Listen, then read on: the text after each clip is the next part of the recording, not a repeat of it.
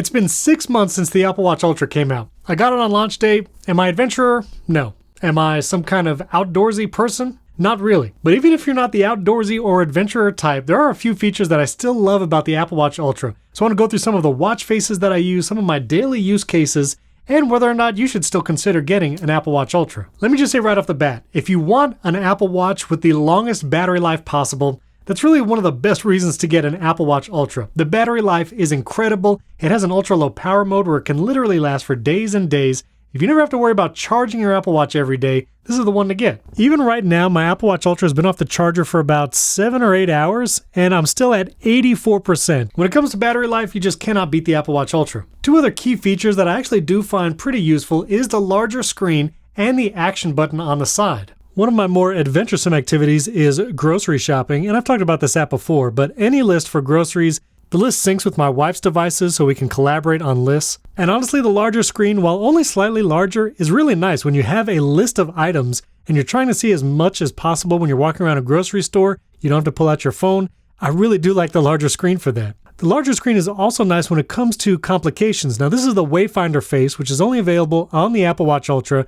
I have the weather up here in the top left and the top right, conditions and temperature. The bottom left, I can start a timer quickly from that complication, activity in the bottom right, and then the 3 complications in the middle are actually something I use pretty often. I have the home app where I can control my entire smart home. You can check out my complete smart home tour video at the link above or in the description. I listen to a lot of podcasts, so it's nice to have the podcast app right there, and it's syncing episodes to my watch, so if I go for a walk, I don't need to bring my phone. And then of course I have the AnyList complication right here on the watch face as well. Now, while Apple doesn't advertise Siri being any better on the Apple Watch Ultra than other Apple Watches, I do find that the dual microphones on the Apple Watch Ultra actually help with activating Siri just raising to speak. I find it's more consistent actually activating when I start speaking, and it's been pretty accurate. Anytime I want to run a scene or control a device or even intercom, the Apple Watch Ultra has been pretty accurate.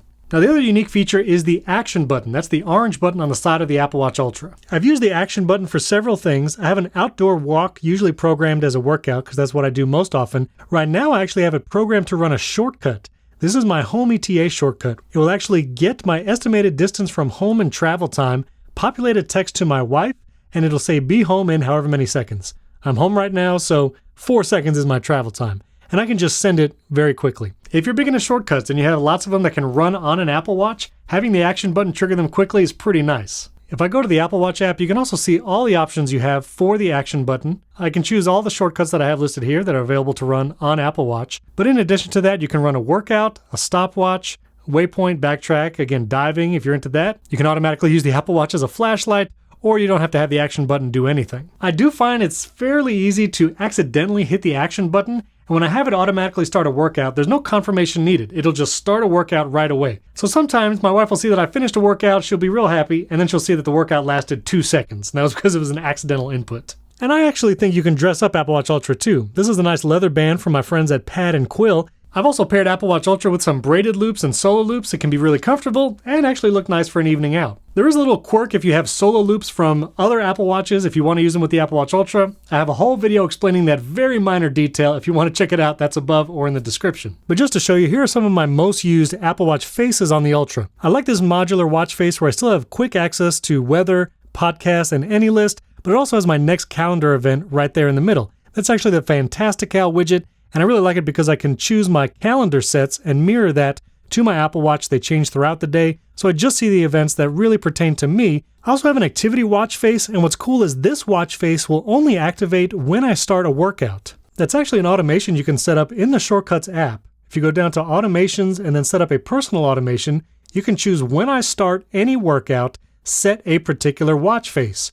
Turn off Ask Before Running or Notify When Run, and it'll just change automatically. You can also set when I end a workout so it can go back to a specific watch face as soon as a workout is over. So for instance, let's say I'm on my modular watch face. If I start a workout by hitting the action button, now it started an outdoor workout, it's counting everything.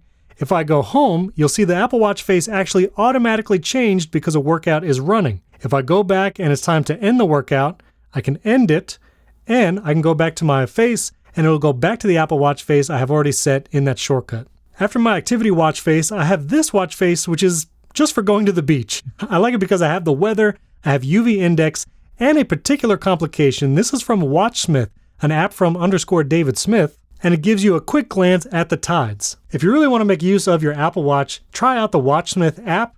You can find it here, and you can customize a bunch of different complications that aren't normally available. Here you see I have the tides, and you can see there are a bunch of options for complications. You can do different day, date, and time formats. You can even add a photo. That's really nice for like the modular duo. Calendar dials, step counting if you want to actually see the number of steps you've taken in a day, different activity dials, different kinds of battery widgets.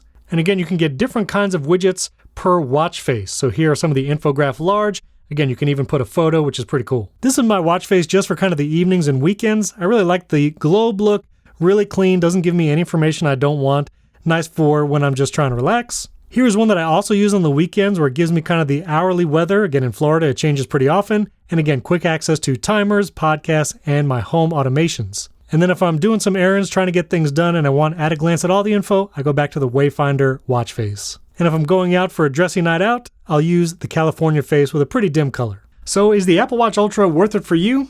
Well, you might not be an adventurer or an outdoorsy type, but if the features like extra long battery life, an even larger screen, and that action button that you can program for shortcuts or quick access to workouts, maybe that's worth it for you. If you go to the gym twice a day and in those loud environments you can't start a workout with Siri, that action button might be right up your alley. Or if you do travel a lot and you don't have to worry about your Apple Watch battery dying from place to place, then this battery life is the way to go. If anything, I would say don't feel bad about wanting or getting the Apple Watch Ultra if you're not the outdoorsy type. I've even seen the Dude Perfect guys get the Apple Watch Ultra. Maybe they're doing rock climbing that I don't know about, but they're more often just doing funny videos in hotels. Now, if you have an older Apple Watch, like a Series 5 or older, and you're looking to upgrade, I would suggest going to the Apple Store and trying them out. The Apple Watch Ultra is a much larger chunk of an Apple Watch. If you like a more discreet Apple Watch screen size, maybe the Series 7 and 8 are more up your alley. And if you really can't decide, we're 6 months since the Apple Watch Ultra came out, and we're just about 6 months until new Apple Watches are probably announced next fall. The Apple Watch event typically is in September or October. There'll probably be a Series 9. There could even be an Apple Watch Ultra Gen 2. If you're happy with the Apple Watch you have now, then maybe wait another 6 months and see what comes out. But for me, I really love the battery life, never having to think about it. The action button is really convenient, and that larger screen, what I use an Apple Watch for, is pretty useful. Let me know what you think in the comments, or if you have any questions about Apple Watch faces, or my setup, leave them below, hit that like button, and subscribe to the Bearded Teacher channel. If you want to check out my smart home tour, again, that's in the video description or above, and shoot me your questions. I'd love to help you out in whatever you're trying to do with your Apple devices. Thanks for tuning in. I'll catch you next time.